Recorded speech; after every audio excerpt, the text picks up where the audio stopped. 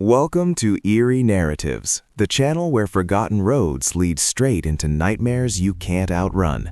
If late-night drives and empty highways give you that perfect shiver, smash subscribe right now, hit the bell, and join the shadows. We drop new tales every week that stick with you long after the screen goes dark. Tonight's story takes us to a lonely stretch of interstate in the American heartland, where pulling over for gas might be the last mistake you ever make. Gas station phantoms at a deserted interstate stop. The dashboard clock glowed 3:07 a.m. as Sarah Klein's old Ford Escape hummed along I-40 somewhere west of Amarillo, Texas. The flat, endless prairie stretched black on both sides, broken only by the occasional flicker of distant oil rigs. She'd been driving since Oklahoma City, running on black coffee and stubbornness, heading to a new job in Albuquerque that promised a fresh start after everything back home fell apart. Her eyes burned, her bladder screamed, and the fuel needle hovered just above empty. Up ahead, a single sodium light pierced the night like a dying star. An old gas station, Exxon sign half lit, the X buzzing and flickering, sat at an unmarked exit. No cars in the lot, no trucks idling, just a small convenience store attached to the pumps, windows glowing dull yellow against the dark. Sarah signaled, pulled off the ramp, and rolled to a stop beside pump 3. The engine ticked as it cooled. Silence rushed in. No crickets, no wind, nothing but the low hum of the neon open sign that shouldn't have been on at this hour. She stepped out, boots scraping concrete. The air smelled of diesel, dust, and something faintly sweet, like overripe fruit. She swiped her card at the pump, approved. Gas flowed cold and steady into the tank.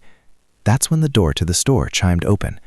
A woman stepped out onto the concrete apron, mid-30s maybe, wearing a faded company vest over a hoodie, jeans, hair in a messy bun. She carried a steaming travel mug and smiled like she'd been expecting company. "Evening," the woman called, voice carrying soft and clear across the empty lot. "Coffee's fresh, on the house for anyone brave enough to stop after midnight." Sarah glanced around. No other attendants, no customers. "Thanks, but I'm just getting gas." The woman tilted her head. "Long drive. You look like you could use something warm." "Name's Leela. My sister's inside, Renee. She handles the trash runs mostly, but she brews a mean pot." As if waiting for her cue, another woman appeared from around the side of the building, dragging a heavy black trash bag. Same build, same dark hair, but her vest was dirtier, stained dark along the sleeves. She nodded once, eyes catching the sodium light and reflecting it oddly. Too bright, too still. Sarah forced a polite smile. "I'm good." Leela walked closer, holding out the mug. Steam curled up, carrying that rich, dark roast smell mixed with something metallic. Sarah hesitated, then took the mug. The warmth seeped into her cold fingers. One sip, bitter, strong, with an aftertaste like pennies. She set it on the pump ledge. Renee let the bag drop. It landed with a heavy, wet slap. "This used to be our family's place," Renee said quietly, back in '92. "Our Uncle Ray wanted to sell it off, turn the land into a truck stop chain. We wouldn't sign. So one night he came by after close, said he just wanted to talk numbers." Her voice dropped lower. "Next morning they found us out back by the dumpsters. Made it look like a robbery gone wrong. But we didn't go quick. We felt every cut." Sarah's stomach twisted. "That's awful. I'm sorry." Leela's smile never wavered. "Sorry doesn't bring hands back, or heads. Uncle Ray got the deed, built his empire, died fat and happy in a big house 20 years later. But we stayed, waiting for folks who pull in, folks who take what's offered." Renee's hand dipped into the trash bag. When it came out, it held something pale and glistening. A severed forearm, wrist still wearing a cheap watch, blood dripping slow and thick onto the concrete. Sarah stumbled back. The mug tipped over, coffee splashing dark across the pump. "Easy," Leela murmured, stepping forward. "We don't want your money. We want pieces. Hands that sign papers. Heads that lie." Renee's face changed first, skin splitting like wet paper, peeling back to reveal muscle and bone beneath, eyes sinking into black pits that leaked shadow. Leela followed, mouth stretching wide, teeth sharpening into jagged points, fog rolling from her throat. Sarah bolted for the car. The lot seemed to stretch, pumps receding, asphalt turning slick underfoot. She yanked the door open, slammed it, locked it, key in ignition, engine roared. Leela and Renee stood blocking the exit now, silhouettes against the flickering neon. Leela raised a hand, fingers elongating into claws.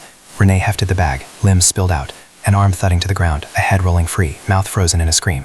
Sarah floored it, tires spun, caught, the Escape lurched forward. She felt the impacts, soft pumps against the bumper, then nothing. She didn't look in the mirror, just drove, hard slamming, the interstate blurring into black.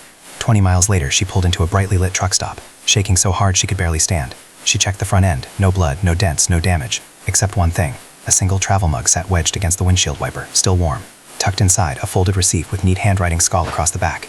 Next time you need gas, we'll take what's left. Tell them Leela and Renee say hello. And tell Uncle Ray, we're still waiting. Sarah never took I-40 West again. But on quiet nights when the road hums and the dashboard cloud hits 3 a.m., she still tastes it. Coffee, rich and metallic, lingering on her tongue. And sometimes in the rear view, she sees 2 women at the edge of an empty lot. One pouring coffee, the other dragging trash, waiting for the next paired headlights to slow down. If this one kept you up, drop a like, share your own creepy road encounter in the comments, and subscribe to Eerie Narratives, because the next tale might be waiting just off the next exit. Drive safe out there, or don't stop at all.